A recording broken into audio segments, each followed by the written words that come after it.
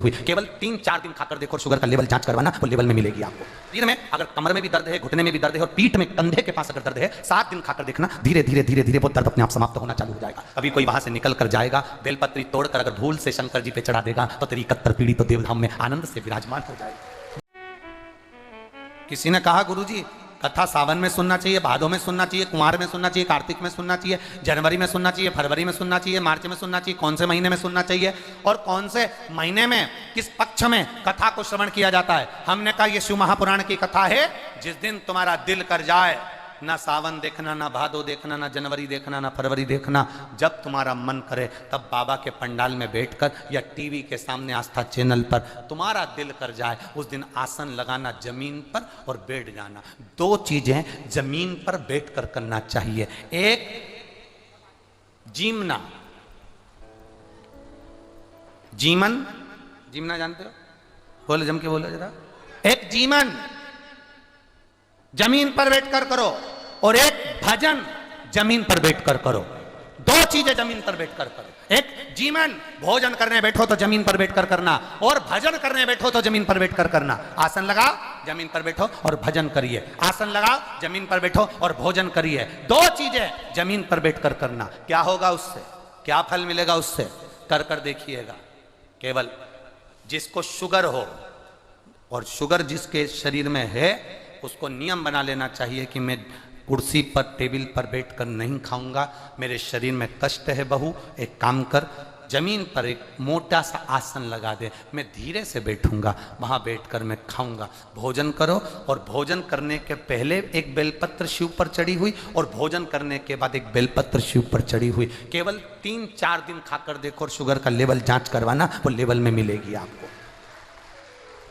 भोजन जमीन पर बैठकर करा जाए, भजन जमीन पर बैठकर करा जाए। जमीन का तत्व हमारे शरीर में होगा तो हमारे जीवन के रोगों को समाप्त करेगा। आजकल तो घर में भी तो बाइयों चप्पल पहने देवी होन, घर में भी चप्पल पहन रही हैं। रसोई घर में चप्पल, हाल में चप्पल, खुद के कमरे में चप्पल, बाथरूम जाए तो चप्पल। जमीन का तत्व तो शरीर से लग ही नहीं पा रहा, नहीं लग रहा, इसीलिए ब्लड प्रेशर, शुगर, थायराइड, आंखों में चश्मा।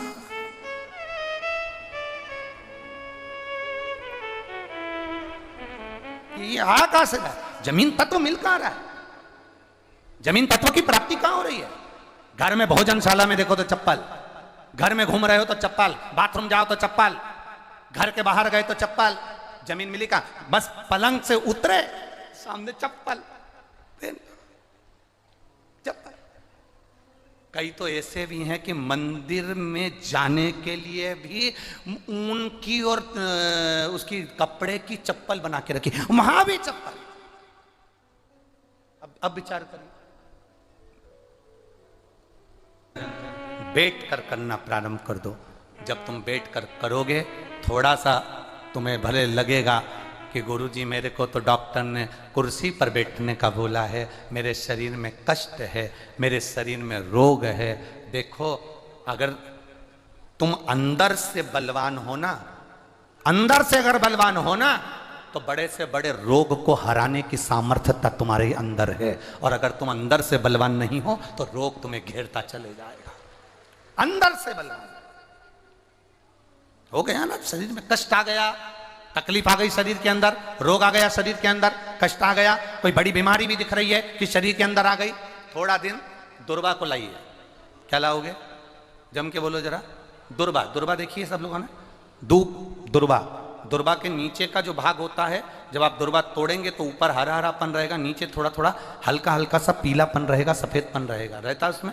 दुर्वा को तोड़ते हैं तो जब दुर्वा आप लेकर जाएं, देवादिदेव महादेव की अशोक सुंदरी वाली जो जगह है, उस अशोक सुंदरी वाली जगह पर 7 दुर्वा का बल आप अशोक सुंदरी वाली जगह पर किसी भी सोमवार को समर्पित करें और उस दुर्वा को उठा कर लिया। 7 दुर्वा 7 दिन तक उसको गीले कपड़े के अंदर अच्छी दबा के रख लें और 7 दिन एक दुर्वा प्रतिदिन खाली पेट उसको खाना चबा चबा कर प्रारंभ करिए। शरीर में अगर कमर में भी दर्द है, घुटने में भी दर्द है और पीठ में कंधे के पास अगर दर्द है, 7 दिन खाकर देखना, धीरे धीरे धीरे धीरे वो दर्द अपने आप समाप्त होना चालू हो जाएगा। वो दुर्वा का आनंद हमारे जीवन में, क्योंकि भूमि तत्व को हमें मिल रहा है, भूमि तत्व से हमें प्राप्त हो, हम छोड़ दिए। ना हमारा भजन जमीन पर है, ना हमारा भोजन जमीन पर है, हम छोड़। देव अधिदेव महादेव पर लोटा भर जल चढ़ा देता है, भूलवश भी बेलपत्र चढ़ा देता है, आपको नहीं स्मरण आवे। हम इसलिए कहते हैं रोज शिव मंदिर जाओ। आपको नहीं मालूम कि आज सोमवार की अष्टमी है, आपको नहीं मालूम कि आज शिवरात्रि है, आपको नहीं मालूम कि आज प्रदोष है, आपको कुछ नहीं मालूम कि आज कौन सी तिथि है। भगवान को जो प्रिय तिथि है उसी दिन तुम भगवान के मंदिर पहुंच गए, देवालय शिवालय पहुंच गए, शंकर की आराधना में डूब गए, बाबा देवादिदेव महादेव ने साथ लिया तुमको। तुम्हें नहीं मालूम कि तुमने कौन से दिन बाबा को ऊपर जल चढ़ाया, तुम्हें नहीं मालूम कि तुमने बाबा को कौन से दिन भजन करा, बस वो फल तुम्हें प्राप्त हो गया, वो फल तुम्हें मिल गया।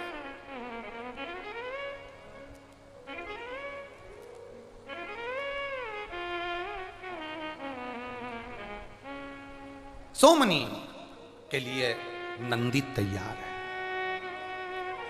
सोमनी के प्राण जो छूटे देवादिदेव महादेव के, नंदी का स्पर्श कर रही है सोमनी, और स्पर्श कर कर नंदी का देवादिदेव महादेव की ओर देखकर सोमनी कह रही है, मेरे जैसा पाप बहुत मैंने जो करा, ऐसा पाप दुनिया में कोई नहीं करा होगा।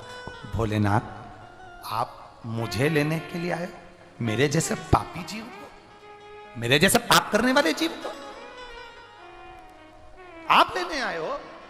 भगवान देवादिदेव महादेव सोमनी को देखकर कहते हैं, जी सोमनी, भूल से तेरे से शिवरात्रि का व्रत हो गया, भूल से तू शंकर की उदारता में डूब गई, भूल से तेरे हाथ की फेंकी हुई बेलपत्र मेरे मंदिर में पहुंच गई, भूल से।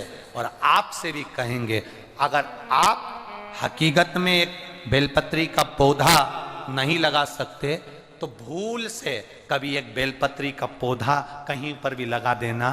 कभी कोई वहां से निकल कर जाएगा, बेलपत्री तोड़कर अगर भूल से शंकर जी पे चढ़ा देगा तो तेरी 71 पीढ़ी तो देवधाम में आनंद से विराजमान हो जाएगी। भूलवश